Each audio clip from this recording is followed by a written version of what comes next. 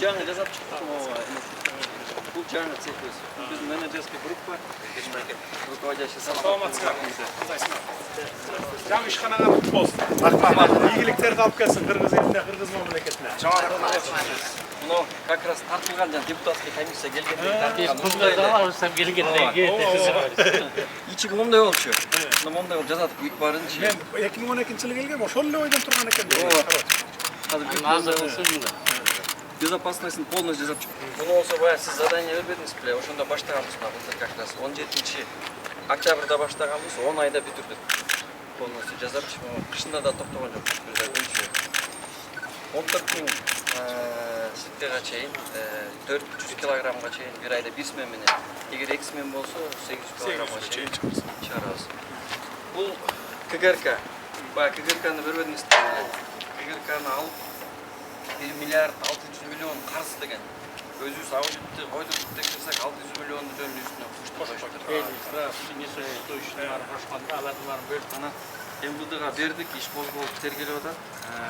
102 эмени алдык, имараттардычы баарын акыл көзгө чакырып аудит жүргүзгүлө деген. Биринчи жолу оборудованиясын баарын бүтүрдүк. Жарайбы, жарабайбы. Технический и экологический аудит бүтүрдүк. Садовлаш бул управление отура турган административный частыбыз open space кылып, могу жердеги өзүбүздүн эмеден филиалдар жасаттык. Азам болсун депчи. Жакта жетекчиси отурат, бухгалтери, аппараттар отуруп иштейт. Открытый баары белгилүү карап турат. Камерада турат.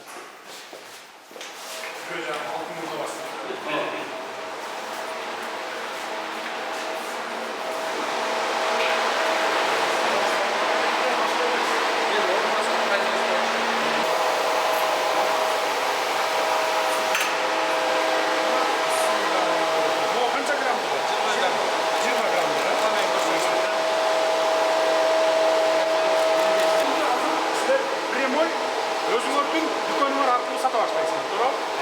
Паспорт талап кыласыңарбы, кылбайсыңарбы? Эмне үчүн мен аны айтам, билесизби? Бул тапшырманы мен буларга мындай деп койгом. Мында улуттук банк чыгарып анан сатып жүрдүк.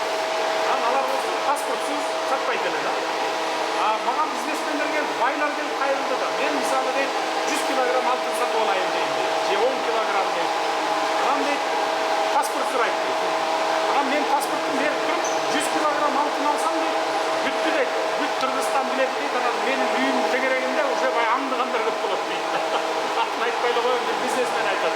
Анда мен үйдөн чыкпайын алтын айдарып жатышым керек дейт. Ошол үчүн паспорту жок эле барып алып сатып алсак болот эле деген да.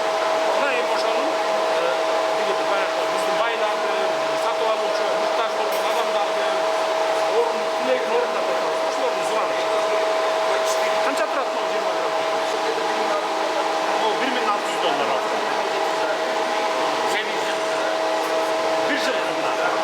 Bir жылкыны, семиз жылкыны колуңа кармап турасың. Эми семиз бир жылкыда жылкында эле $2.000 болуп атпайбы? Жылкында эле $2.000.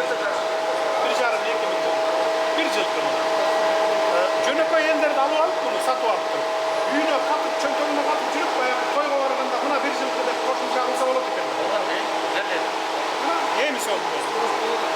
Качан дүкөндөн сатып баштайсың? Сентябрдын 5-и. Жок, элге качан сата баштайсың? 5-inde уже сата баштайсың. Муну упаковать этесиң эле. Ийгилик. $100,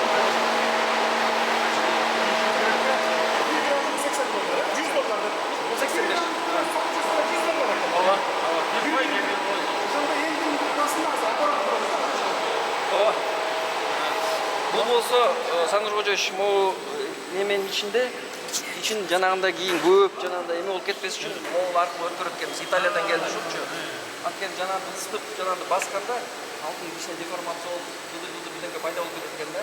Ошону могул аппарат туннелине пештеп коет экен, ошол жок кылат экен. Бул эми кичине процессин көрсөтсөк жайыраак бирденчи. Могу бир $20-30 болсо керек колунда турган. Жакындап калат го. $20-30,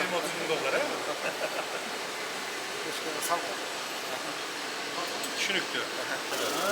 Тазалаганда четтерин Жал жалтырап, ешнекесін қалдырбайды. 3 жерден барып Анан барып туруп штамп турат. мына уже тазаланға дайын, құрғағаннан кейін ана штамп.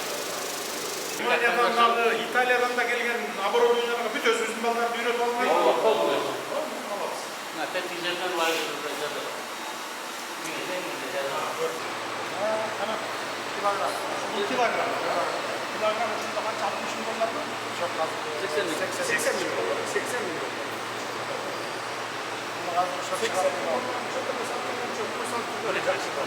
Ана аталарыбызда тайды сүйағы болады. О, кайтуя калган келген. Ошондо 5-ден баштап могу дүкөндөн сата баштайсыңар, э? 1 килограмм емес, майдаларынан баштайбыз. Жок, ошо 1 килограмм алам деген келди болсо, бирөөнө сатасыңар. Ооба. Даярда бар да, э? Даярданмак. 1 килограммдан алчылары көп болчу. Мен айтып атам, 500 грамм менен 1 Байра, килограмм айырбайсың. ортолай адамдар сурап атат да бизнесмендер. Биз доллар көтөрүп, сом көтөрүп жүргөнчө алтын сатып алып, катып коет элем деп атат да мисалы. Анткени алтын жыл сайын өсүп атпайбы? Керек болсо ай сайын өсүп Мына атат. биздики 1 жыл Түшпөйт эч убакта. Твердый валюта ойнап кала берет. Анан бизнесмендердин сураганы ошол да, алтын свободно сатсаңар. Сен рұқсат етсең шығарып қойыңдар, сен елге айтпадың, алтын алынады. Безопасность Ондай повышает. Ана көрсетіп қойғаншы. Безопасность көтөрүп кандай болот? Могу канча граммдык? 1 граммы 80 доллар экен, а? Биржанын баасы. Бул өзү мындай болгондо Уже Боздук болуп кетет да. боздук болуп кетет, бүттү уже. Бүтті. Анан кайра чаптаганда билинип калат, бул ачылган экен. Бири-бири менен соодалашканда, дагында алмашканда да ушундан билип алса болот экен да, ачылган ачылбаган. Биз тиерде Мындай таза жоқ болсондан Түшүнүктүү, түшүнүктүү. Анан QR коду дагы турат, качан чыккан, эмне болгон. QR кодко киргенде кайсы автомашина чыккан, канча грамм статусу жазылган болот. Мына болду, эми даяр болуп калыпсыңар, 5-ден баштап эркин рынокко чыгарып сата баштаган. Туурабы?